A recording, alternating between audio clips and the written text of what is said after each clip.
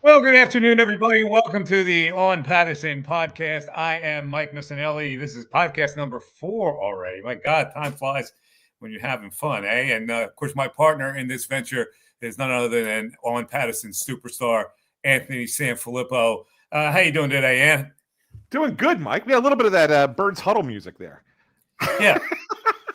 That's right. The Birds Brunch. Birds Brunch music there that we had. That's right. A little drama. That's good. There's a lot of drama with this team. A lot of drama. You know, listen, we start the podcast with little current events. Current events usually involve the Philadelphia Eagles. So a couple big topics to go over this week. First of all, they're 8-2 as they beat the Lions last week. I think the Dallas Cowboys coming up. We'll have a preview on the Dallas Cowboys coming up in a little bit. But the news is that Lane Johnson is certainly out of this game and maybe out for the rest of the season. Cam Jurgens still a little banged up. Just give me a couple of numbers what the Eagles are without Lane Johnson and with him. They're 110, 57-1 with him. And without him, they're 15-23. But more importantly, and this is a shocking statistic, without him, their running game dips from 4.6 to 2.4 yards per carry. Now, that is problematic as you go into the Dallas Cowboys. You're going to probably score some points against Dallas in this game, but we'll get to that later. The big drama, of course, listen, when you have a high-profile athlete in town, the drama always surrounds the high-profile athlete, usually the quarterback, and in this case, Jalen Hurts again.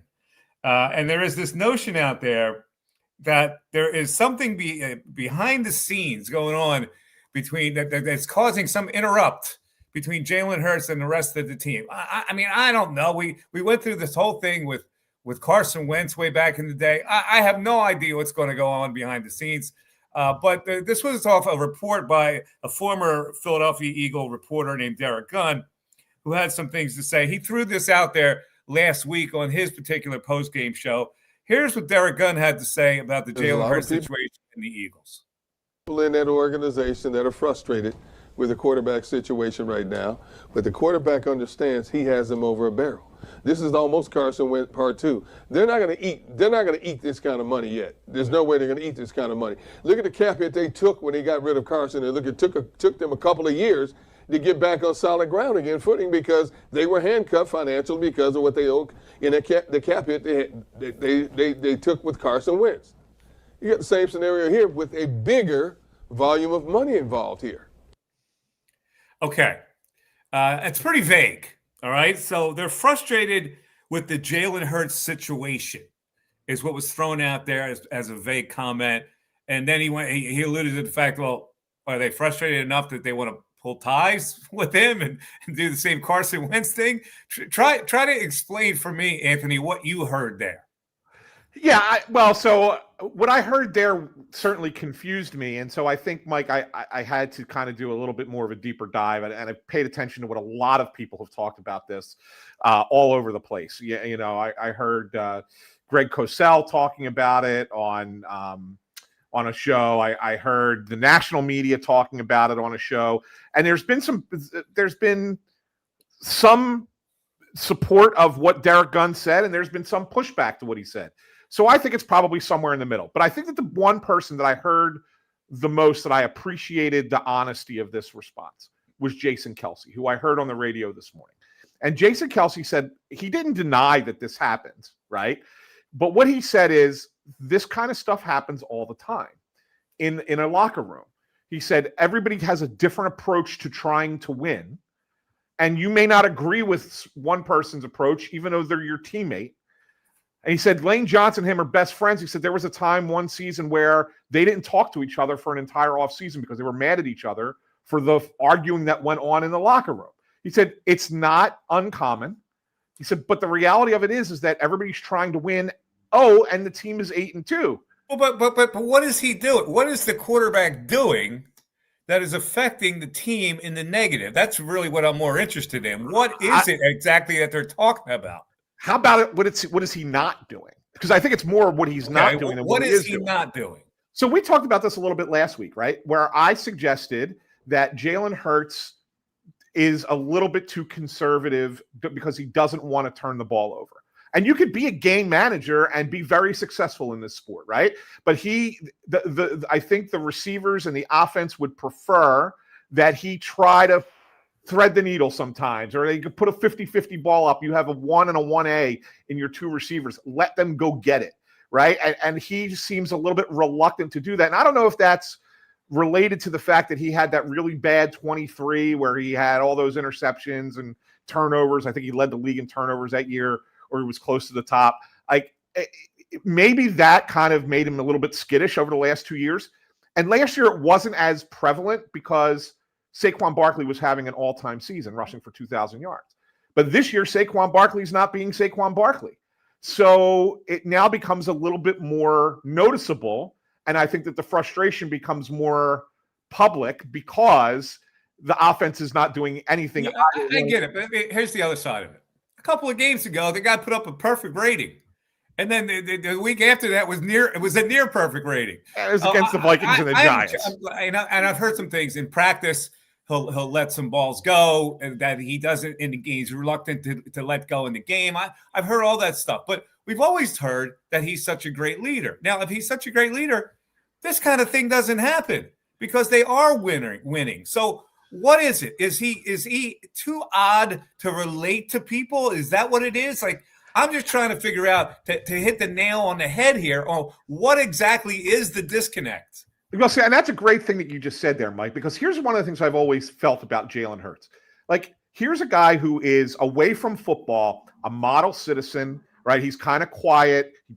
He's not always out there in the spotlight. He doesn't misrepresent himself or the team or the city in any way, shape, or form. So that's why I think everybody really likes him a lot. So, but he is a little bit of an odd duck when it comes to game day. He is a unique kind of player in that he does things the way he wants to do them. Now, it's hard to argue with the guy when he looks at his own track record and says, I've won a Super Bowl. I've been to 2. I'm a Super Bowl MVP. Like, I have the best winning percentage of any quarterback in the NFL. Like, I must be doing something right. Why should I change? But I could also see it from the flip side. If you're a teammate or your players on the team and in that locker room, like, this isn't what we've practiced all week. Yeah. This isn't what we talked about in meetings. Why are you doing this? So I guess that's where the frustration comes in. But going deeper here, because the second part of what Derek Gunn had to say was, like, he has him over a barrel.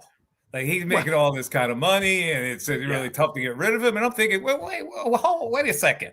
We're actually entertaining the notion of getting rid of him?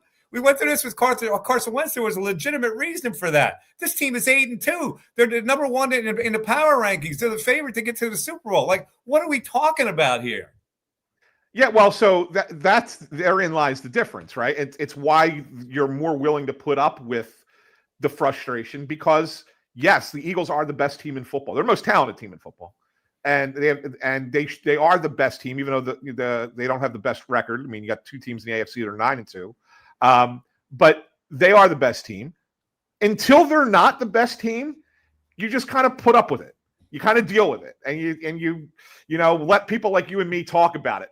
But once if it starts to go south, then those rumblings of what D Gunn is saying kind of, maybe they come more to the forefront. But it's not south. It's a thing. Right. First of all, let me remind the people that are watching this that you can comment on this. And I'd love to hear your comments on what you think this is, because this has kind of come out of nowhere. It's a peculiar situation that there's some kind of disconnect between the quarterback and the team. And the team's not struggling. They're 8-2. They just beat the Lions. They beat the Packers the week before. They beat two contending teams in the NFC. And I'm scratching my head going, what are we what is the problem here? Is there a problem? So at any event, we have to deal with this kind of thing. Now, as far as Jalen Hurts goes this week against the Dallas Cowboys, he's probably going to have to show some things. I don't know what they can do. But one of the things that obviously was mentioned last week in the broadcast, they have to open their attack up, have him more as a running threat, even though that puts him in peril. That they have to run more design runs because it opens up everything they do. Are you on the side of protecting Jalen or letting him fly like that? See, I'm kind of the hybrid, and I hate to be the guy that hedges, Mike, but I wouldn't let him fly. But I also don't like the fact that he doesn't run the ball at all. Like, I think that there needs to be the threat of it. And I think the threat of him running gives you a little bit more room for Saquon, and then therefore opens up your passing game. So I do think they need to run more, just not go hog wild with it. Okay, I agree. He knows how to protect himself, I think. At least he's learned how to protect himself. So to me, the risk and reward is if you open up your entire offense, which needs opening up, my God, the running game needs to be opened up. If that's the thing that's going to do it, then I guess you got to bite the bullet. All right, now let's get to this other topic, which should bring in some discussion in the chat.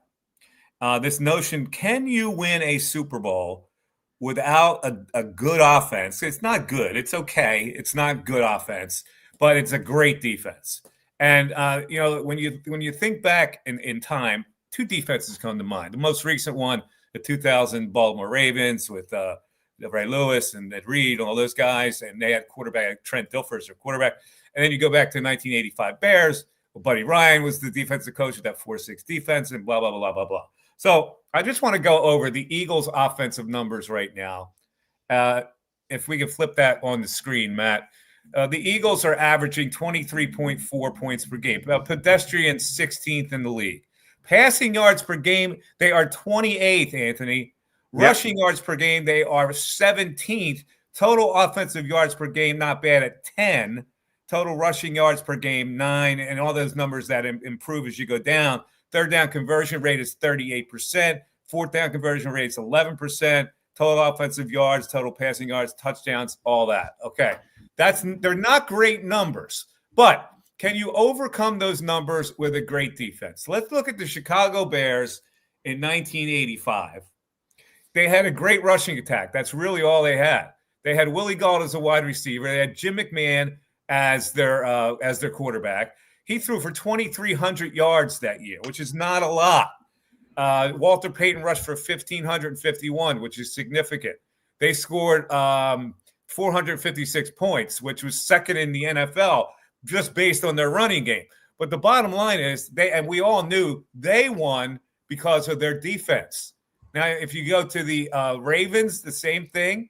You look at the Ravens, they were very pedestrian, 14th in the NFL in points. They were 16th in the NFL in total yards. Passing yards, they were 15th in the league. They had Jamal Lewis, who had a great year, 1,300 yards. Trent Dilfer passed for 1,502 yards that year, and that was a team that wound up winning the Super Bowl. So here's the question. The age-old question is, can this Eagle team win a Super Bowl with the defense, which I think is better than last year's defense? It's a stifling defense that has allowed 7 and 9 points the last 2 years. Can you win with that kind of defense with the offense that's pedestrian like they are? Yes. You just gave two examples of it, Mike. And they're spread out. They're a long time ago. Well, yeah, I'll give you. But Jason Calhoun chimes in and says the Seahawks. We had the Legion of Boom. They didn't have a great offense. Okay. And the Broncos on Peyton's last year, when he couldn't throw the ball at all, they had a tremendous defense and they won a Super Bowl. So you have two more teams that are a little bit more recent as well that kind of fit into that mold. So the answer is yes. There's a team. The team can win a Super Bowl with this defense.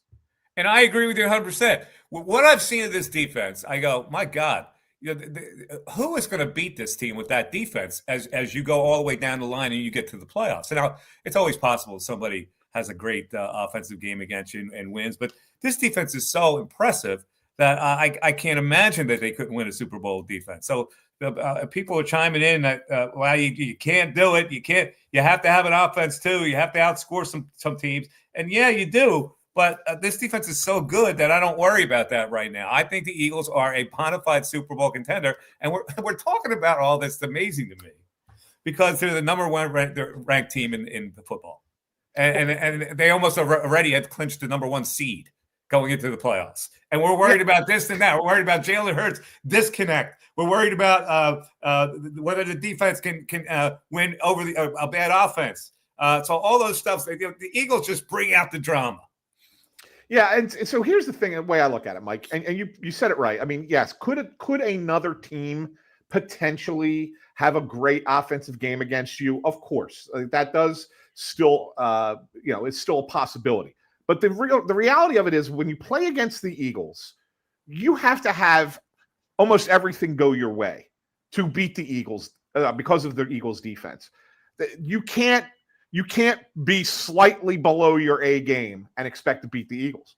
I mean, I felt the Detroit Lions gave the Eagles some of the game. I mean, I know the Eagles only scored 3 points off those 5 fourth down conversions, but like if he plays field position a little bit more with them instead of going for it on fourth down, maybe there's a different outcome in that game. I don't know, but I think that the Lions were off and the Eagles threw them off because of the way they played defensively. I totally agree. They took them completely out of their game.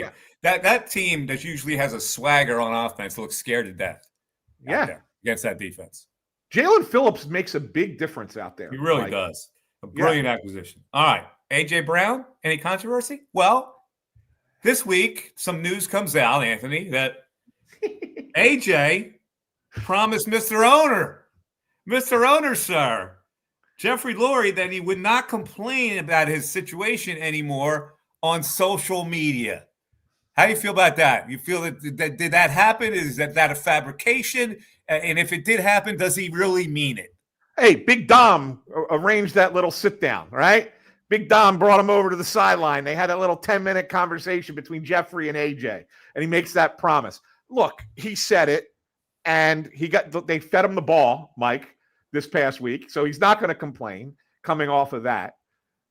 But I bet you, as soon as he has one of those, 2 or 3 catch games where he's not used, not targeted, not relevant, and the media circles around him at his locker, I'm sure he's going to have something to say. Is he going to break his word to Mr. Owner? You know what's funny about this? Like if I own, I wouldn't be on social media. That wouldn't be on social media. So technically, you wouldn't be breaking his word. Social media. AJ's fingers would have to be paralyzed for him not to do anything on social media. To be honest with you, it's just the itch is there for the guy. And I wondered through this whole thing, what Big Dom had to bring him over to Jeffrey Lurie to have a conversation. Like if I'm Jeffrey Lurie, would I have enough clout to just pick up the phone and go, okay, I got his digits. Hey, call him. AJ, Jeff, listen, man, I love you. I'm paying you a lot of money. We're all good here. We're all happy. Can you do me a favor? Can you stop complaining on social media? Do you have that kind of, do you have to have Big Dom intermediate the whole thing? This is what we talked about a couple weeks ago, Mike, and this is the thing that blows my mind more than anything else. Because, look, I think Jason Kelsey's right that there's always going to be some kind of conflict as everybody's trying to pull on the same rope to try and get the end result that you want. But this has been enabled by the coaching staff, by the management, by the owner. Like, why haven't these conversations happened before? Why weren't they why weren't they nipping it in the bud before it became a big public thing? Like, I don't understand why they let it continue to happen. Or Lurie calls Howie, nip this in the bud, yo. Yeah. I don't understand. Like, how does it get to the point where you have to have the Big Dom intermediate a situation where you have to bring over A.J. Brown? First of all, what's A.J. Brown going to say right there? Right. We'd like you to stop. No, I ain't stopping. What's he going to do? He's got the owner in front of him who signs his checks. Like, what's he going to do about it? Right. Exactly. No, I ain't stopping. Sorry, Jay. Yeah. All right. Let's look at the playoff scenario for right now. Yeah. Eagles, number 1. Rams, 2. Bears, 3. Bucks, 4. Seahawks, 5. Packers, 6. 49ers, 7. So that would be Rams, Niners, Bears, Packers, Bucks, Seahawks, first round with the Eagles sitting in the catbird seat with the number 1 seed. Now, power rankings. Who was your personal power rankings? We know the Eagles are number 1. We know the Rams are number 2. Who would you have in the third slot? League-wide or just the NFC? This is league-wide. League-wide. League-wide. I'm riding Denver. Denver, 4, according to the Athletics power rankings. Yeah. 3, the Colts. 5, Patriots. Yeah. How about this? 6, Seahawks. 7, Bills, drop it.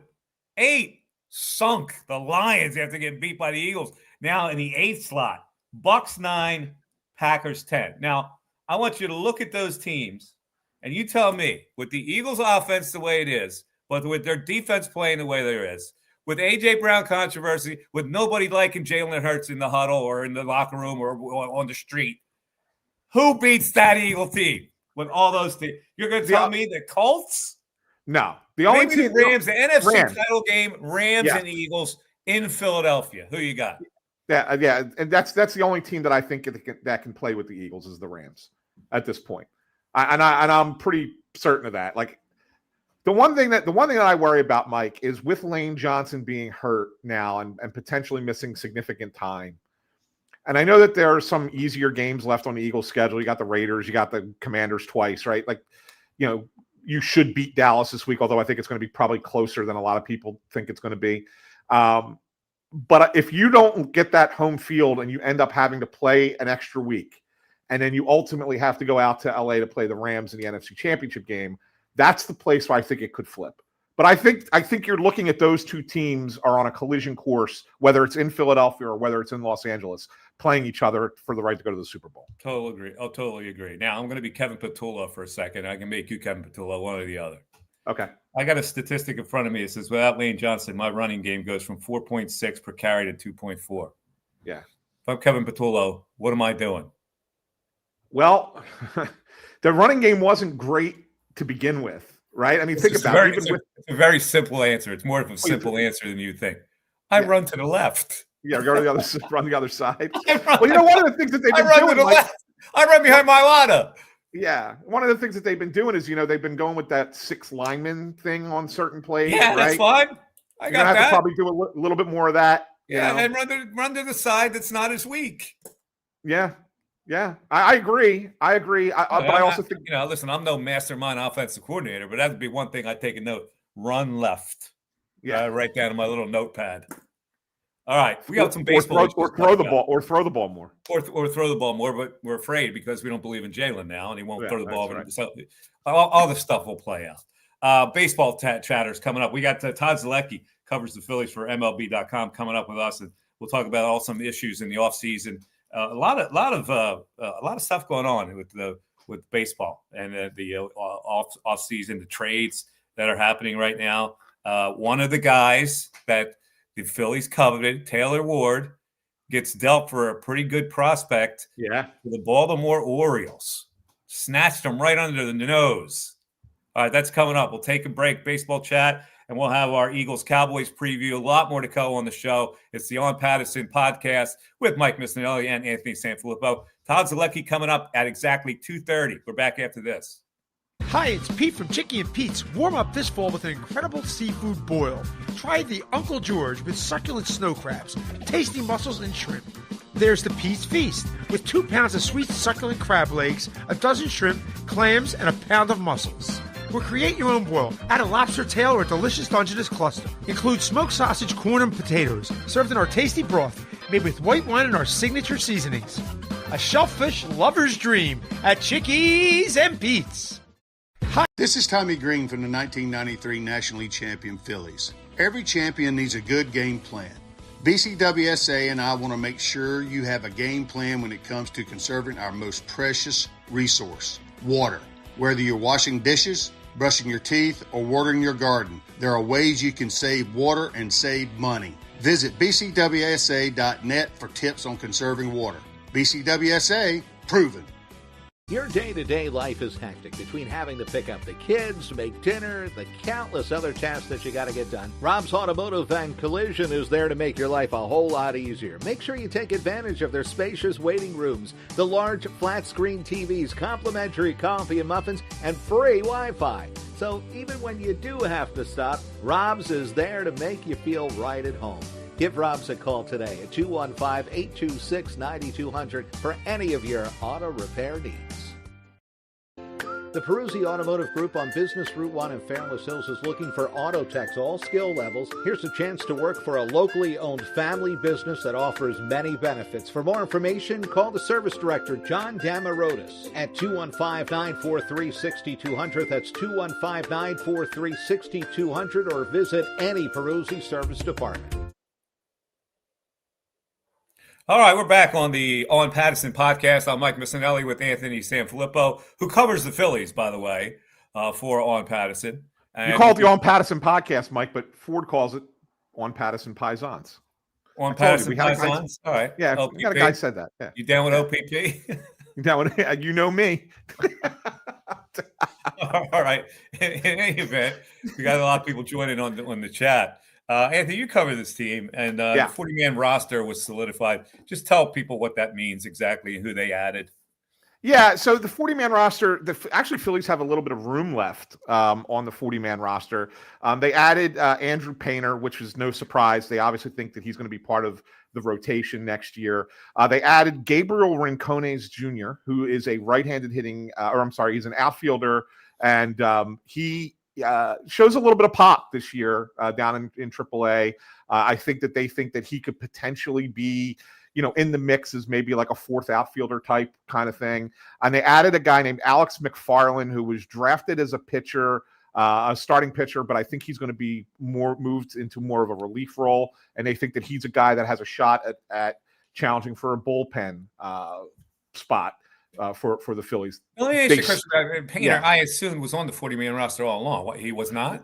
He didn't have to be because he was exempt from Rule 5. No, because of his age, right? So at a certain point, I forget what the exact breakdown is. It's after 3 years eligible. I forget whatever it is. But then at some point, you have to either be added to the 40-man or you're exposed to other teams in the Rule 5 draft. So they put these guys on their 40-man so no other teams can take them. I guess the one surprise was Griff McGarry, who was like their pitcher of the year. He had a huge bounce back after being terrible in 2024. He was once like a highly touted prospect, terrible in 24, bounced back this past year. He was not added to the 40-man. So I think that there's a chance that they lose him at the winter meetings when the Rule 5 draft happens. Oh, we're going to lose Griff, huh? Well, they've been trying to turn Griff McGarry into a pitcher for 5 years. Yes, they have. It's really kind of ridiculous. All right, so we're back to, and this is what I want to definitely talk to you about Zolecki about, the Castellanos problem. It seems like every day there's a story about what are you going to do with Castellanos? What are you going to do with Castellanos? Is he actually movable at all? What's going on behind the scenes? First of all, and speaking of, by the way, Todd's here. Todd's here. Look at the baseball card. Can I take all those down from your wall and try to sell them? I bet you I get a good haul for those. Sadly, they're not worth anything. These are all the cards I got when I was, in the mid '80s, early '90s, when the hobby went down the toilet. You got Wilbur Wood back there and Gus Triandos. I've got not quite that old, but I got a lot. Don Mossy. I've got I got some Rob Deers. Oh, Rob Deer. Some Bud Blacks back in the day, there you go. Jeffrey Leonard, guys like that. Jeffrey Leonard. From West Philly, Leonard. Exactly. Yeah. Philadelphia. Rob Deer from outer space. Did you cover Rob Deer? I did not. No, I did not cover Rob Deer. But as a guy who grew up in Wisconsin, I loved Rob Deer for the few years he mashed. Well, let me tell you a quick Rob Deer story. When I was the writer for the Inquirer many, many moons ago, I was doing a story on Paul Mahler, who had that long hitting streak. Yep. And his locker was right next to Rob Deer. And Rob Deer, for some reason, had this really obscene thing hanging down from his locker.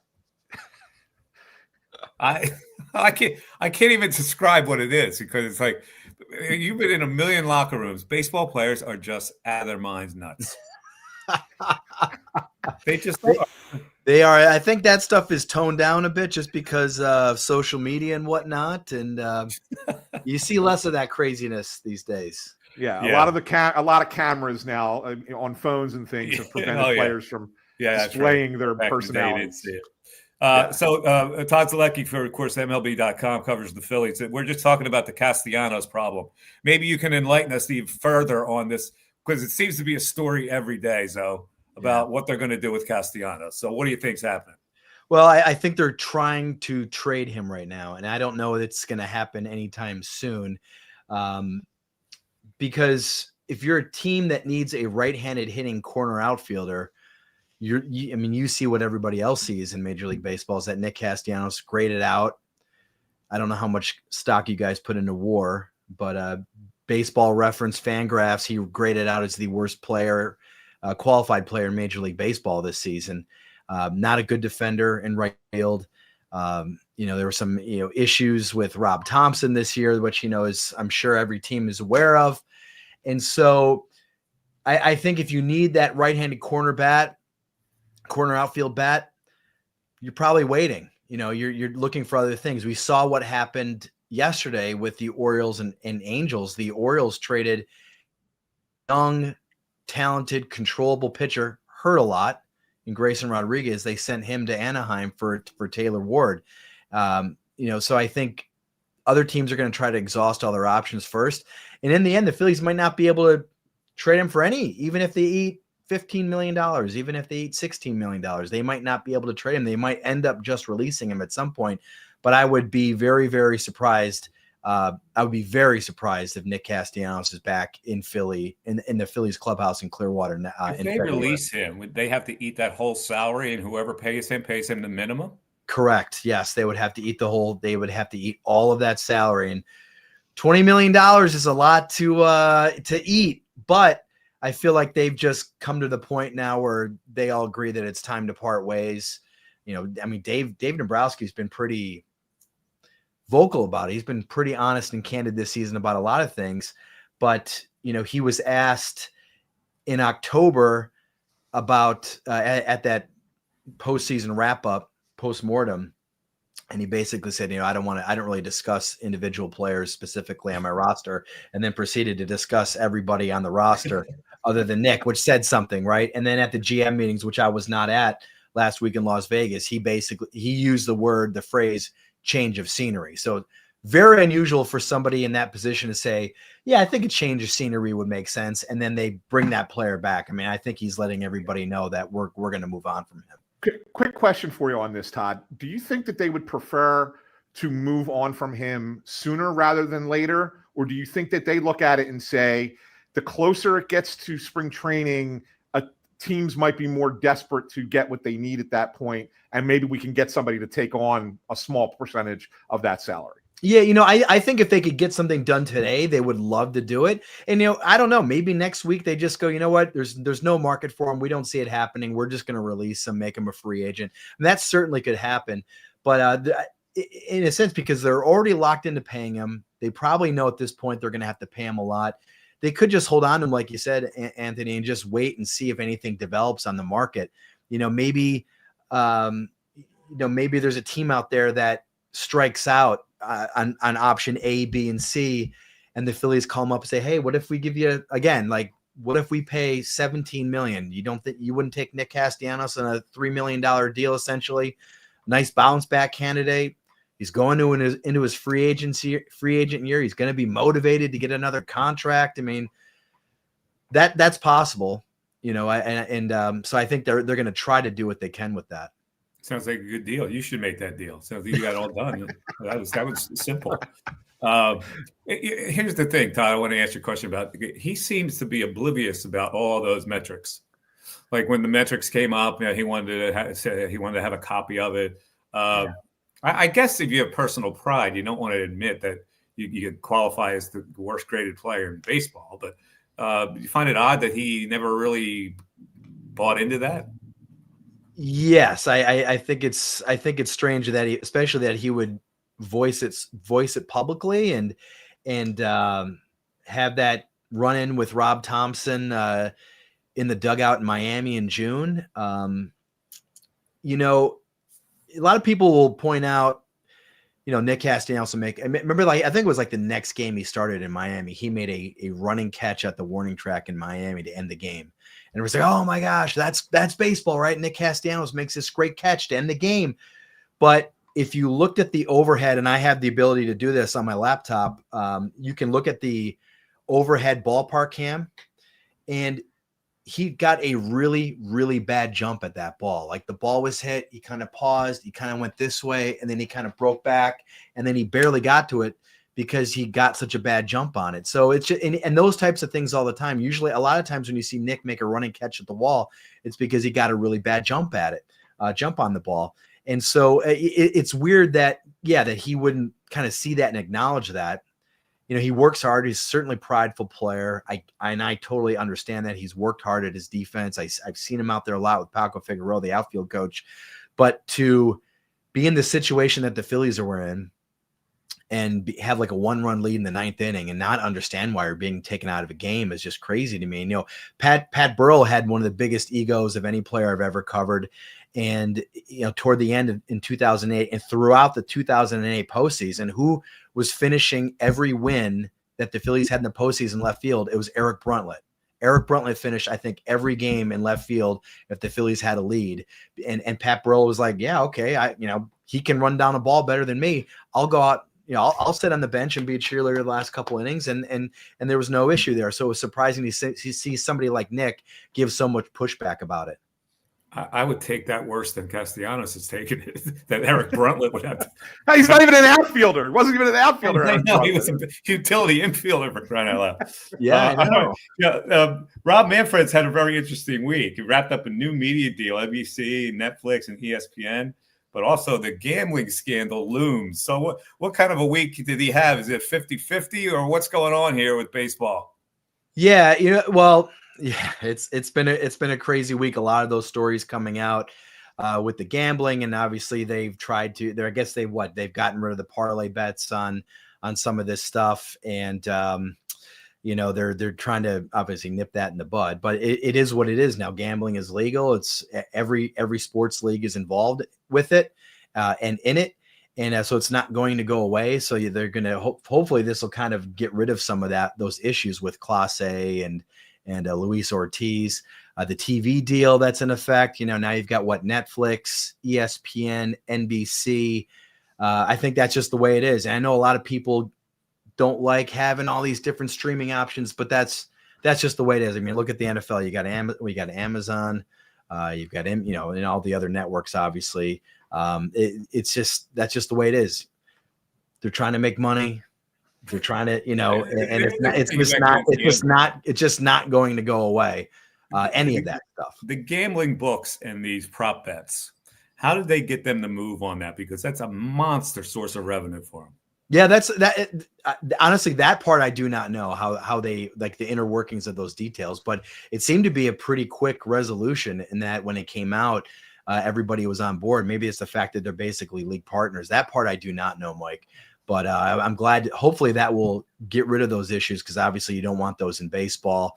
You don't want players involved in that, and you want everybody to feel like the game is on the up and up, and that when a pitcher spikes the ball in the dirt, it's because he actually spiked his slider in the dirt, not because he was involved in some nefarious activities. I think that there's a benefit for the sports books to have that cleaned up because. They'll, you know what I'm saying? Like, I mean, it's not like they got rid of it completely. I mean, you can still bet. It's just that there's a cap on the amount of betting that you can do on these player props. But I think it's beneficial for them to know that the game has integrity as opposed to it being under some shroud of doubt, right? I mean, right.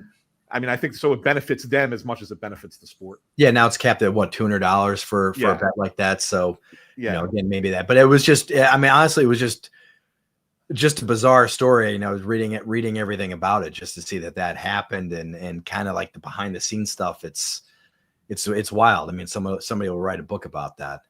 Give me one story that you picked up on that with the Class A thing.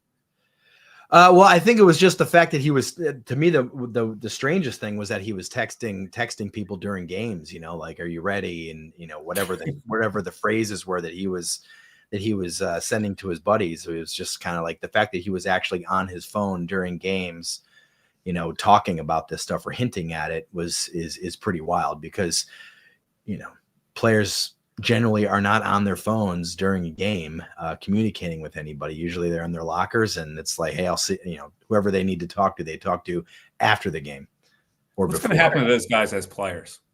I can't imagine they pitch in baseball ever again. I mean, that's really? Yeah. I mean, I besides who knows what's going to happen on the legal end of it, but I guess Major League Baseball has said that they will decide on whatever punishment will be before spring training or around spring training. So I'm sure they're just kind of like trying to tie up any loose ends and make sure everything is airtight before they announce anything. We're talking to Todd Zolecki, MLB.com, covering the Phillies. Todd, last thing, right now it seems to be a calm what they're going to do. We know what they have to do. They have to add bullpen. There's that Bohm situation. What vibe are you getting right now? Are they in a holding pattern, or are they actively trying to make some kind of move? I think they are active. They want to get something done. They want to shake some things up if possible. Obviously, they really want to bring back Kyle Schwarber. They really want to bring back JT Realmuto. And if they can shake up the lineup in some way, shape, or form, they would definitely like to do that. I think they are willing to trade from their major league roster. I mean, Alec Bohm they tried to trade him last offseason. They didn't really find anything. They have, and I wrote about this the first day that Dave talked, the way he responded to Matt Strom's criticism about PFPs. I wouldn't be surprised if he gets traded, or one of the other left-handers in the bullpen. They have a surplus there. If they wanted, depending on what the offer is, you could see Bryson Stott get moved. You could see Brandon Marsh get moved because they have to do something to kind of re-energize this lineup or give it a different look. But I think right now they are focused on getting Schwarber back. They're getting Realmuto back, but they're trying to be flexible because they know that they can't, quote unquote, run it back. I know everybody likes to say run it back. I don't think they want to run it back. They want to run it back this year or next year. Do they meet any price for Schwarber? Pardon me? Do they meet any price for Schwarber? Do they meet any price? Yeah. I don't think they meet any price, but I don't know if anybody is going to beat them. In other words, like I could see the Phillies going 5 years, $150 million, like a $30 million AAV. Maybe they go a little bit north of that. But I don't see any other team going beyond that. You know what I mean? So I don't see, like everybody talks about the Red Sox, this Pirates thing. I would be absolutely floored if the Pirates, did something like that. I would be more floored if Schwarber accepted a big offer from the Pirates, say they made one, just because you'd be knowing that you'd be the last big move that they would make, and you still probably aren't going to win, and Schwarber wants to win. So I think the Phillies, they won't meet any price, but I don't think they're going to need to, because I don't think anybody else is going to go, all right, we're going to give Kyle Schwarber a 7-year deal. We're going to give him a 6-year deal, anything like that. Last thing I have for you, Todd, going back to Alec Bohm. Do you think that, knowing that they tried last year and they didn't get what they thought that he was worth, do they look at it this year, a year later, and say, okay, maybe he's not worth what we thought, and we'll be more motivated to move him for a little bit less than we maybe would have a season ago? Yeah, possibly, especially because now they have Aiden Miller kind of knocking on the door. I would be surprised if he made the opening day roster. But the fact that he's kind of knocking on the door, he could play third base. Maybe you trade Alec Bohm for a lesser talent, but to clear salary. That would maybe allow you to go out and sign another free agent. Maybe get more creative in what you can do. So yeah, I think they could be a little bit more flexible. I don't know exactly what they were holding out for last winter, what they were expecting necessarily, but the reality is the reality. Alec Bohm, all-star 2 years ago.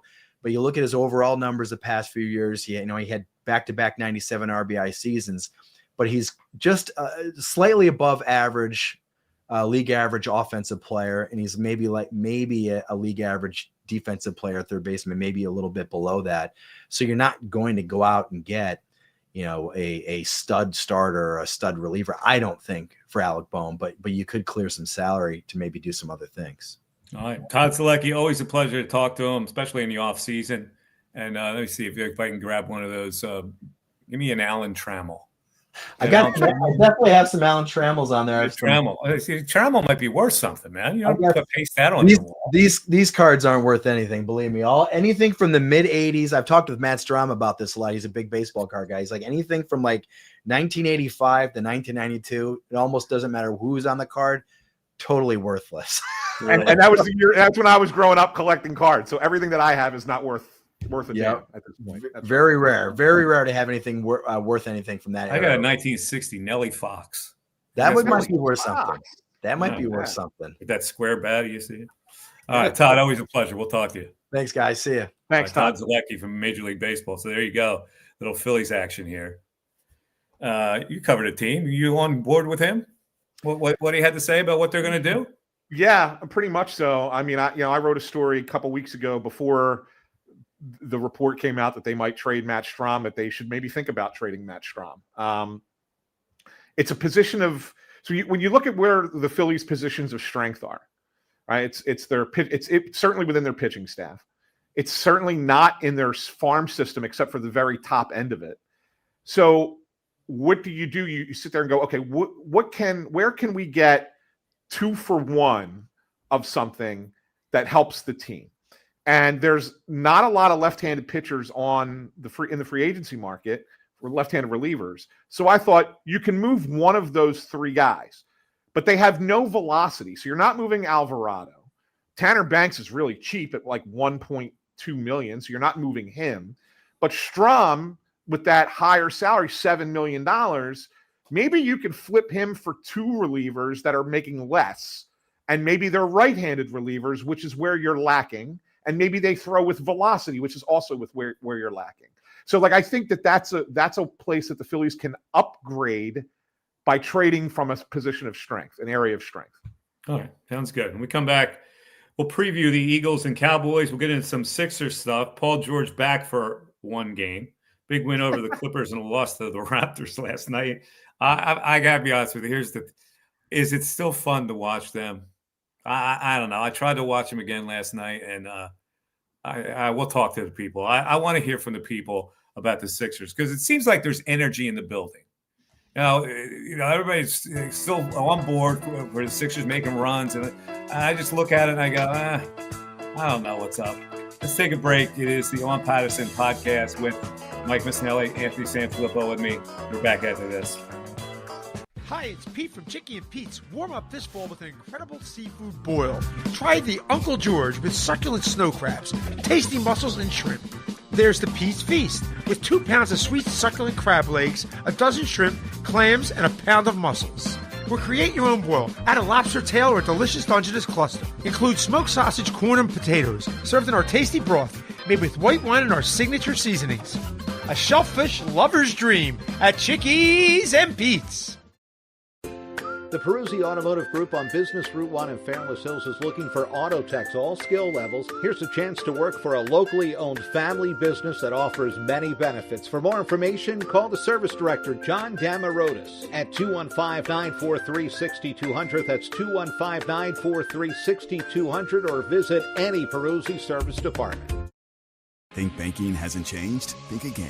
At Penn Community Bank, we've been helping communities thrive for 150 years. From our nationally recognized Access Checking that offers the peace of mind of no overdrafts, to student and free checking plus options with perks that will make you wonder what you did without them, like early direct deposit, overdraft grace, and Zelle. Learn more at PennCommunityBank.com/products. Penn Community Bank.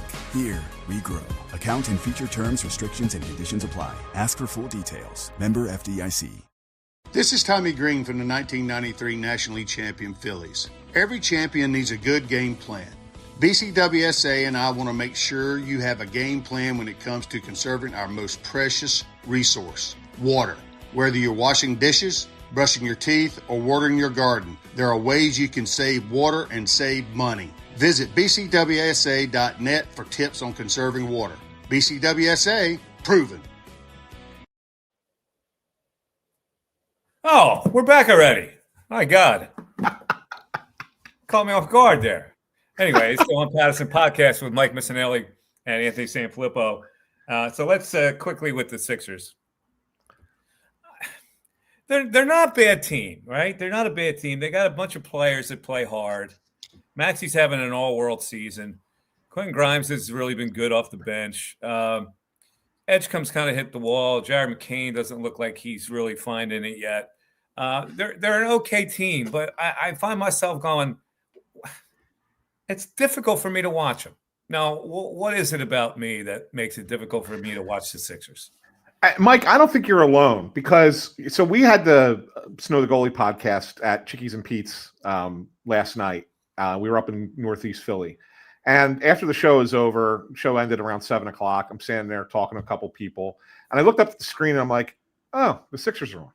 And I'm like, there was nothing within me that was like, oh man, let me go rush to the car so I can put it on the radio or hurry home so I can go watch the second half of that game. I was just like, oh, the Sixers are on. And like I feel the same way. And I used to watch every game with intensity, like as much as I could. I love basketball, right? And I would go to watch them. And now I'm like, all right. If they're on and I happen to catch it, I'll watch it. That's kind of how I feel about them. There's a buzz in the arena, which is interesting to me. Yeah. But I don't know. Wait a minute. I got to X out of this whole thing. I was trying to get up a box score, and I got the sound instead. I don't know what it is. Like I look at guys like Justin Edwards and all these guys, Dominic Barlow, and all these guys that they keep running in and run out, and they're okay. They're okay players. They don't stay. There's nobody on that team like he stinks. Like I used to do with Furkan Korkmaz. But I don't know. I just don't. The Embiid situation, the Paul George situation, it's just really hard to get engaged with that disjointed team like that. Yeah. Here's something like Ford checks in. He says, they're more fun to watch than they had been, but they play no defense. So the sense is always that even if they score a ton, there's a 50-50 shot that they lose. And I get that, right? I mean, that's, okay, they're fun. They could be a little bit more fun to watch than maybe in the past couple years. But you're right. There's a lot of fatigue with the stars of the team that not named Tyrese Maxey that kind of weigh more heavily on that. Yeah, like last night, they start Edwards, Barlow, Drummond with the two guards. Yeah. And I look at the lineup and they're ready to tip it off, and I'm going, what? I'm not, it's like not exciting for me. Yeah. And then off the bench, Wofford, Walker, Grimes played 32 minutes off the bench. And he's been giving them pretty good effort. McCain, 14. He looks like he's really struggling. But I don't know. I hope Ford says they're more fun than they had been. Are they? Are they fun? Maybe they are. Maybe they're not. They score a lot. BJ has already hit the rookie wall. He kind of has hit the rookie wall. Yeah. But he hit it. I think he hit it early. It's going to take him a while. He hit it early. NBA is different than playing a little bit in college, boy. Yeah. Yeah, it certainly is. It certainly is different. All right, let's look at we got a lot of. I want to try this out with the people. I came in. This guy sent me his videos. Oh, this and it's a new segment we're gonna debut here on the On Pattison podcast, and it's like the typical Philadelphia sports talk caller. I miss the days of sports talk when it was really energized, way back when you were doing it back and forth with the caller and the host. Yeah. And so this is a typical guy. We're going to call this Sports Talk Squawk with our man Gabe. Now, Gabe is just a fictional caller, but this is what Gabe would be. If he were a sports talk caller, this is what Gabe would be. And he's calling a fictional sports talk host named John. So this has nothing to do with anybody in town. This is just a generic name that he picked out of the air. So here is the debut of Sports Talk Squawk. AJ? Of course he's not, John. He's like my old lady. Give them everything they want. They'll still find something to complain about. Not even the refs bailing him out could give this guy a decent game. Oh, we just need to get him the ball more. You see why we can't now, John? He can't even get open. Andy Reid's thighs can get more separation than this guy. He's a walking blooper reel. When he ain't dropping passes or giving up on routes, he's tripping over a worm and falling into somebody's legs for a 15-yard penalty. Go back to playing Twitch, AJ, because the only way you're sniffing a 100-yard game is in Madden. Speaking of Twitch, I thought the CTE stuff was all propaganda, John, till I seen Dan Gamble try to call a game. I'll tell you what, if he didn't treat that game like a blackjack table at 3 a.m., we'd have lost. He's like me at Harris. Can't stomach losing, so keep storming back to the ATM. I told you the Lions were a joke. Can we please stop acting like they're a threat? The Lions are a threat to the Eagles like Zach's Hamburgers is a threat to Charlie's. Jared Goff should switch to playing Goff, okay? Because he's the worst quarterback to step foot in the link since Carson Stench. I'm telling you that right now. The only thing that shined for the Lions last night was Panzalonis and his Barbie doll hair. And I'll tell you what, not even his silky Rapunzel strands can pull this Lions team out of the dumpster. But enough about that clown show.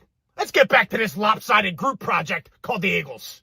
As bad as Spatullo and that offense were, This defense is nasty. More ruthless and unyielding than the Philly Parking Authority. I'm telling you that right now. First time the Birds have won back-to-back games when scoring 16 or less points since 1935. You do the math on that one, John. Speaking of the Great Depression, this city's going to go through one if this offense don't get it together. I'll hang up and let's just talk about it. There you go. Sports Talk Squawk, your typical disgruntled Philadelphia fan with the Delco reference in there. He always has a Delco reference in there, Anthony. I love it. It's one of my guys. One of my guys out here in beautiful Delaware County. That's right. You're a deep Delco guy, aren't you? Yeah, I am Springfield. I wouldn't call that deep Delco. It's not deep. That's not exactly deep.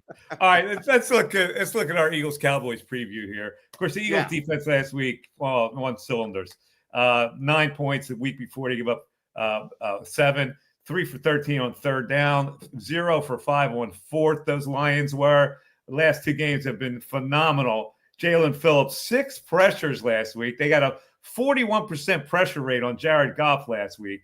But Jalen Hurts, under 184 yards in 3 straight games. They are 16th in points. They are 28th in passing yards. They're 17th in rushing yards. And they're facing a Dallas team that's coming off a pretty big effort. Last week, Dak Prescott versus the Raiders, 268 yards, 4 touchdowns, 138.6 rate. Javonte Williams had 93 yards on the ground last week, averaging 5 yards per carry. And the Dallas defense, which normally stinks, they looked pretty good last week. They give up 16 points, 3 for 12 on third down, 1 for 3 in the red zone. But, of course, they're playing against the Raiders in that game. So I don't know how much stock. The line is surprisingly low.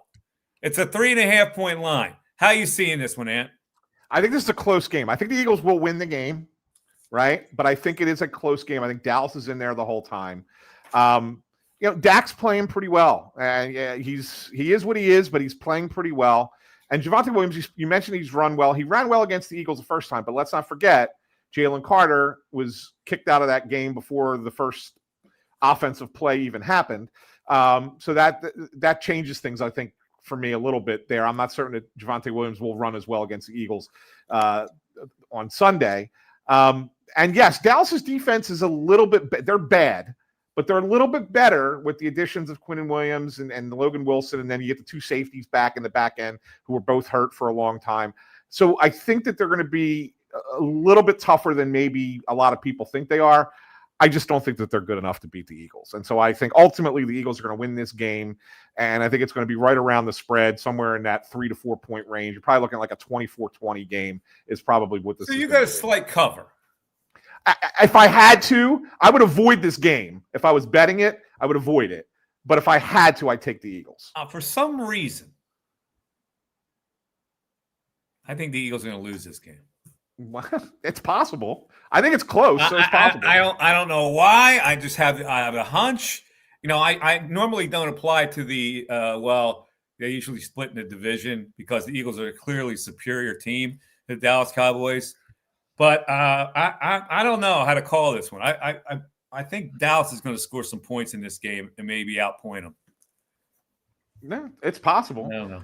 Yeah, we got Provi John says we need the offense to show up in this game. Defense has played some tough games the last couple of weeks. Yeah, and you're counting on the defense to keep up that level of play, but you also the Lane Johnson factor. Fred Johnson's a nice player temporarily. When you got to start them, I don't know. There's something a little fishy about this game for me. I think the Eagles are a very confident team that they're way better than the Cowboys, and I think the Cowboys may sneak up on them pass-wise. So if Dallas, if you're right, Mike, and Dallas does pull the upset this week, how much does that hurt the Eagles at potentially getting the number 1 seed in the NFC? I still think they'll get it. Yeah? Yeah. I think the Rams will lose. Again, somewhere down the line. They got to play at Seattle. They got to play Seattle. I think if there is a loss on the schedule, there's that Bills game coming up. I think the Chargers, and the Bills. If they lose to the Cowboys, they could lose to the Bills. But if they lose to the Cowboys, to me, they beat the Bills. Those games to me are you win one, you lose one, no matter how it goes. Yeah, I think that there's 2 losses left on the schedule. I can see them losing both at the LA Chargers. just because they're a decent team. It's a weird spot for the Eagles go there, and I think that the Bills game is Now again, the Eagles may be benefited by. I think the cold and the wind affected their offense last week. No question about it. Affected Jalen Hurts. Indoors may not affect them. Maybe they get it going offensively. I just think Dallas is going to get it done offensively. So Dallas, I think, scores like 28, 31 points in this game. No, maybe not. No, maybe not against this defense. Yeah, I don't know where to go on it. I just have a hunch. I have a hunch that the Eagles lose it. I don't know why. Yeah. All right. Latest college football rankings. Here are the new college football rankings, in case you're interested. Oklahoma, the 8th seed, versus Notre Dame, the 9th seed. The winner gets the privilege of playing Ohio State. 5, Texas Tech versus 12. Guess who number 12 is? The Tulane Green Wave. Tulane! Which plays Temple this week. That's great. The winner of that plays Georgia. 7, Oregon versus the 10th seed. What's the 10th seed there? Can't read Alabama. Oh, that's right. Alabama's the 10th seed. The winner gets Indiana.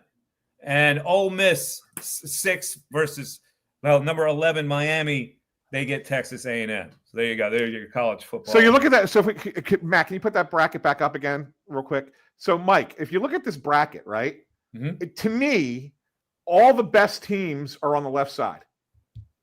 I think that you have a lot of possibility of upsets occurring on the right side of the bracket. Really? Yeah, I'm not a big Texas A&M guy. Really not. I like Ole Miss over there, actually, to be honest with you. To probably come. You don't like Indiana? I do like Indiana, but I don't look. They almost lost to Penn State. Well, it required an incredible catch by the receiver at the end of the game, right? And so there is some vulnerability there. I think. Are you mocking Penn State, Mr. Gambini? Are you mocking Penn State?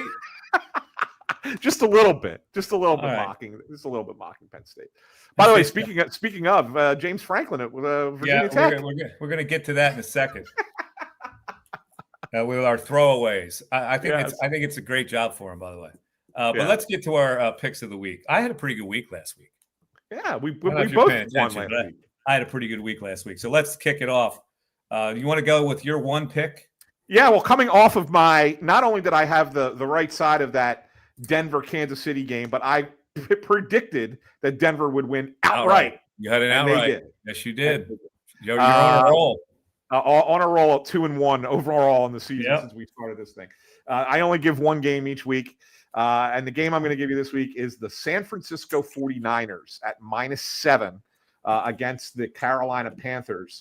And the way I look at it, Mike, is I think that this 49ers team is finally getting healthy, and they're hitting a point of their season where they're playing a bunch of weaker teams. And I think that they're going to kind of get rolling a little bit going forward. Their offense is back. You got Brock Purdy back out there now. I think that's a team that's poised to start playing so much better football. They could be a little bit dangerous in the playoffs. I don't think they're as good as the Eagles, but I think that they can maybe even upset some teams from a lower seed. I like the 49ers this week, and even a few games going forward as well. By the way, I'm looking at who I picked last week. I have it right here. Yeah. I believe I was 4-1. Yeah, you were. That's Oregon covered against Minnesota. Oklahoma, an outright winner at Alabama. Yep. Georgia covered against Texas. The Patriots covered against the Jets. And the Texans, they were -2.5, they went to -6.5. So they won by 3. I lost that one. Yeah. 4-1. So this week I'm going with this. Missouri. Why am I going Missouri? Well, they're playing at Oklahoma. Oklahoma, a monster win last week. This is the come-down game. I think Missouri keeps it close. Maybe Oklahoma ekes it out, but I think Missouri can actually pull the upset here. Wow. I'll take the 7.5. That's a home game for them too, right? The game is at Oklahoma, yes. No, it's not Missouri. Oh, okay. Game's at Oklahoma. All right. Duke. Christian Laettner and all those guys, I think I'm going to play them this week.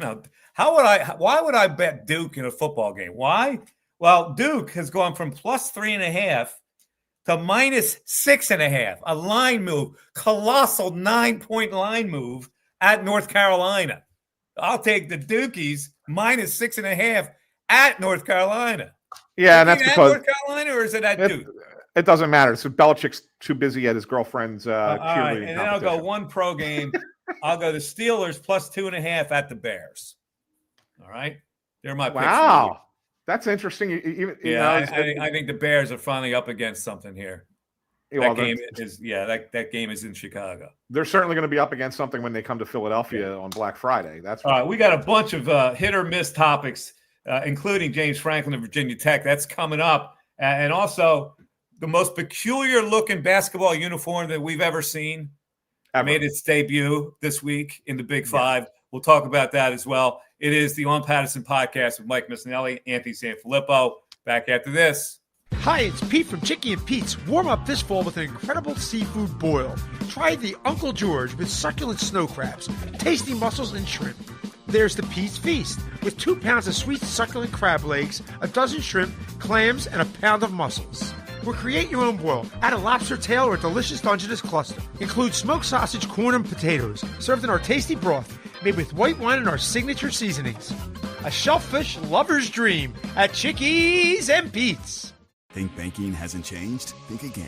At Penn Community Bank, we've been helping communities thrive for 150 years. From our nationally recognized Access Checking that offers the peace of mind of no overdrafts, to student and free checking plus options with perks that will make you wonder what you did without them, like early direct deposit, overdraft grace, and Zelle. Learn more at PennCommunityBank.com/products. Penn Community Bank. Here we grow. Account and feature terms, restrictions, and conditions apply. Ask for full details. Member FDIC.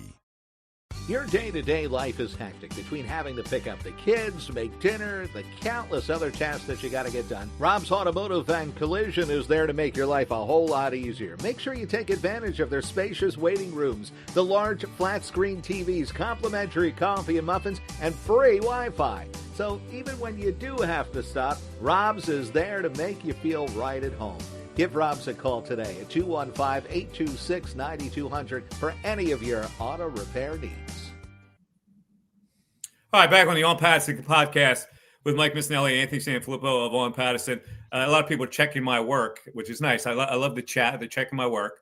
And on my Pittsburgh Steeler pick, they go, it depends if Rodgers is playing. I'm counting on him not playing. I think Mason Rudolph coming in there gives them a jolt. That's one of the reasons why I picked them. Because, it's that factor. You prepare for the Aaron Rodgers and you get Mason Rudolph. You're unprepared for Mason Rudolph. I think he can move the football. So that's why I actually like if Rodgers is playing, I don't think I like him.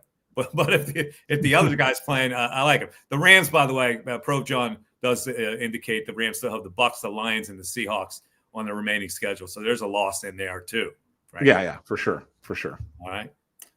Okay. Let's get into what we call our throwaways part of the show, where we just riff on various subjects. Anthony brought it up a little later. James Franklin, former Penn State coach, goes to Virginia Tech as the head coach. I think this is a fantastic job for the guy. I think it's his level. He's in a conference which is his level. I mean, let's face it. There's an Ohio State in the ACC.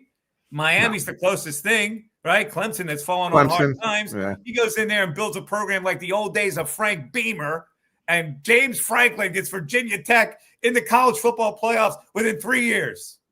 I think that's a realistic thing too, Mike. The one thing that I thought was most interesting, though, is where he was talking about how the whole program needs to start thinking like a big-time program.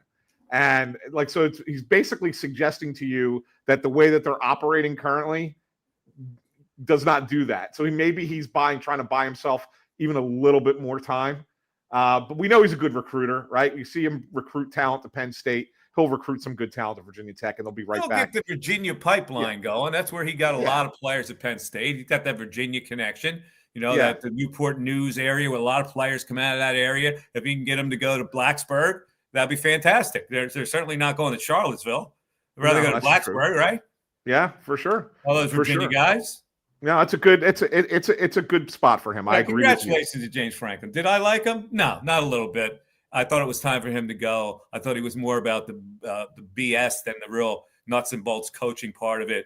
And this notion that he was a great recruiter, Yeah, but he wasn't as good as Michigan or Ohio State. So that's the bottom line for me. But he could be a great recruiter for the ACC. Yeah, in that conference, he can be he could be on top pretty soon in that conference. Yeah, really, that's a perfect conference for him. It's like the perfect job for him was Vanderbilt. Nobody expected anything. He got some players down there. They surprised some people. Virginia Tech's got a lot more resources. He'll be fine down there. All right, the Phillies are in the Field of Dreams game, Anthony. What does that mean to you?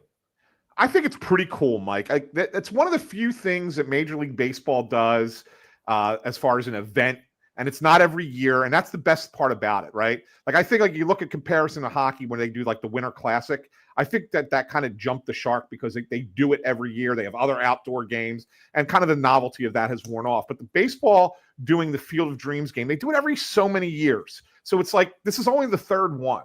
And so, like, it's kind of really cool to be able to go out into the cornfields of Iowa in the middle of nowhere and set up a baseball stadium and play a major league game.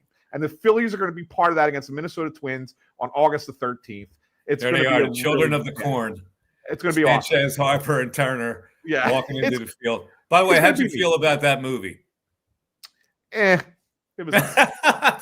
I felt the same way. I hate it. I hate Field of Dreams. It was such schmaltzy crap. Yeah, it wasn't the best. A lot of people love it. Yeah, as far as baseball movies go, it's not in my top 5. No. What's in your top 5 for baseball movies? Wow, that's a good question. You know what? I'll tell you what. I think that I'm not sure that this is number 1 because I didn't have this list prepared. But I will tell you that I love A League of Their Own. I think it's a great movie. Oh, you don't stab like me in the heart. Oh, I like it. I hate that movie. I like that movie. Hanks in that movie. But I mean, Major League is funny as hell. Come on, man. The best movie of all time, baseball or not, is The Natural. Natural's great. It's just a little slow. The Natural's just a little slow for me. Come on, tears come to my eye when he hits that home run in the light. Just a little slow. 8 Men Out is a great that baseball is a very good movie. Long. Yeah. Moneyball. Moneyball's a good one. Solid. Moneyball's good. Yeah, it's solid. Solid. Bull Durham. It's a little misleading, but it's solid. Yeah, Bull Durham, solid. Bull Durham's awesome. I forgot how I didn't say Bull Durham there are better baseball movies than there are any other sport. Shame on me for not saying Bull Durham. Yes, right. Bull Durham's up there, certainly. Yeah. The St. Joseph Hawks unveiled a uniform where it was script, right? It was written St. Joe's. And it was in like 11 type. Look at this. It was 11 font. Can we see do we have a shot of the front of the uniform? I guess we don't. I mean, just that's his name. That's that guy's last name. Look at the pen jersey. Look at the pen jersey.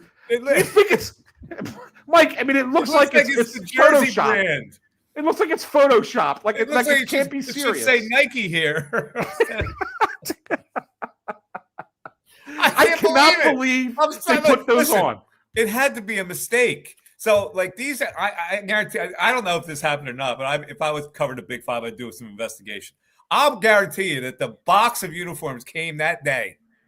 You know, so when you used to play in the youth leagues. Oh, here come the unis, and they're in a cardboard box, and you pull them open, and they got some like a crooked letter or something, and you can't do anything about it. Jim Moss says it looks like the last row of an eye chart. It's the most ridiculous thing. And on the front, it said St. Joe's in like really tiny script. Yes. I don't know what they were going for with that at all. All right. NFC East, Hard Knocks premieres December 2nd. Are you in? I don't know. I think that we have enough of the Eagles drama on our own that we don't need to see the behind-the-scenes stuff that HBO is showing us. Like, normally I'd say yes, but I think that we have enough drama playing out publicly that I don't necessarily know if I need to watch the behind the scenes because I'll be disappointed. It won't be nearly as juicy as the stuff that we're getting publicly. So I'm probably out. I don't know. I'll hold my my opinion on how juicy it gets because I don't know how juicy it's going to get. I'm not interested in the other teams in the conference, to be honest with you, or in the division. I'm interested in the Eagles behind the scenes. I don't get enough behind the scenes to the Eagles. Like they're too buttoned down, so I want to see some stuff. But they got to sign off on it, right, Mike? So I think I can't imagine that it's going to be anything that that's they sign really off early on, and like you could show like what once you agree what you're not going to show, you can show some good stuff. Some You're not in. You're not in. All right. Nah. All right. Explain this to me. Guy gets a tush push tattoo on his ass. Did you see this guy? Do we have this? I don't know if Matt has that or not. Matt, you don't have I don't that? think we do. I don't think we have But it. the guy mooned the crowd, right? Yeah. And what did it say? So they were doing a live interview on Fox 29, and just Jason Martinez and Breland Moore were doing this live interview, and this guy was showing his Eagles tattoos, and all of a sudden, just right there on live TV, turns around, pulls his pants down, and on the back of his right butt cheek is the tush push. And it's the play or it's the letters? Well, it was so hard to see. Like you could see, I think it was the play itself. It was the actual play. Yeah, the play. And they pulled the camera away and made it. But he was right there on live television dropping trowel to show a tattoo on his ass. That's what happened. Listen, I don't know. I don't really know what to say about the mentality of that. I could tell you that would not be my style. But apparently it's a lot of people's style that they get so. It's like that guy with the big belly with the tattoo around it, Yeah, with the fanatic. Yeah. Knock yourself out. Anyway, here's another little. In New York, they're all hot and bothered about Cam Scatterbo going to a WWE Raw event since he had his dislocated ankle and the whole bit. Did you have a problem with that? I don't have a problem with that. Do you? No, I mean it'd be different if he was in the ring getting thrown around. Yeah, he went as a spectator. Now he did get it. He got involved with the wrestlers. Yeah, a little shove, shove. Yeah, that's not good. You shouldn't. No, I would say go to it. You're allowed to go to it, but you're not allowed. You can't show the fans that you want to jostle with people. Yeah, I don't know. He's just kind of standing there, just a little shove back and forth, and that was it. Like. If it was more than that, like I said, if he was like actively involved in the wrestling, in the ring or outside the ring or whatever, beating people up, that'd be different. Then I'd say, yeah, Giants fans, you're right. But yeah, a little shove, a little personality, yeah, it should be fine. And he said that you do it again, like he wouldn't change anything. That's not. It's certainly it's not on the same level as Riley Cooper going to a country concert, right? And same, this is kind of it's a little more benign than what he did. Yeah. And finally, let's wrap it up with this one. Bernie Perrant Memorial Service on Friday. Everybody loved Bernie. Everybody knew Bernie. Just a great guy. You covered hockey for a lot of years. We had a really close relationship with Bernie Perrant. Give me your best Bernie story here. So there was a video that came out about the Broad Street Bullies several years ago.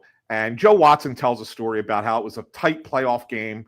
And there was a timeout and Bernie calls him over and Bernie says to him, Joe, I think today after the game, I'm going to have 2 slices of the pizza. Right. So Joe thought he was having like this strategy thing and Bernie just wanted to talk about pizza. So I'm up at the Hockey Hall of Fame. And they're inducting Fred Shiro. And so Ed Snyder at the time had invited the entire all the living members of the Broad Street Bullies. And then there was like this party afterwards. And I had the night before, I had gone down to Niagara Falls and I was in the casino. I did pretty well playing some blackjack. And so I'm bragging about it to the Broad Street Bullies guys. And we're talking about that 2 slices of the pizza story and everybody's kind of laughing. End of the night comes and all of a sudden one of the waiters in the restaurant brings out 8 boxes of pizza and puts them in front of me and brings over the receipt for me to pay for it. Right. So all these guys are all laughing. Ha ha ha. Bernie walks over, doesn't say a word, Mike, walks over, opens the lid, takes out 2 slices, nods at me and walks away. That's my Bernie Perrant story. Yeah. Bernie was certainly a character beloved by everybody. And so the memorial service, I think, was that a public? It's going to be. Yeah, it's going to be at the Xfinity Mobile Arena. You can actually go, but you need a ticket. It's free, but you do need a ticket to enter. There's still, I think, a few available on the Flyers site. A lot of Flyer fans will be gathered around. All right, that'll wrap it up for the On Pattison podcast today. Eagles and Cowboys. I don't know, man. I just have a sneaky feeling about this game. I hope I'm dead wrong, but we'll have our post-game show following, and then next Thursday, you and I will meet up again. Well, next Thursday's Thanksgiving. Oh, that's right. The next Thursday, we won't meet up again. So we might have to talk about, are we doing it the day before or day after? We have to talk about that. Yeah, we do. I actually have to go on a trip, so I don't know if I'm going to be able to do it. Yeah, we'll figure it out. We so either we do it next week or not, but we'll see. We'll definitely be back in 2 weeks. Thanksgiving as a holiday, personal holiday for us all. Yes, all right, exactly. All right, yes. Everybody. Thanks for listening. Thanks for watching. You can catch the podcast obviously on all the podcast networks now, and join the chat. We're getting more people joining the chat every week, so we appreciate it. Thanks, Ford. He says, "Good show, guys. Beautiful." Thank you, everybody, and take care. Have a great rest of the night. And we'll talk to you next week. Bye-bye.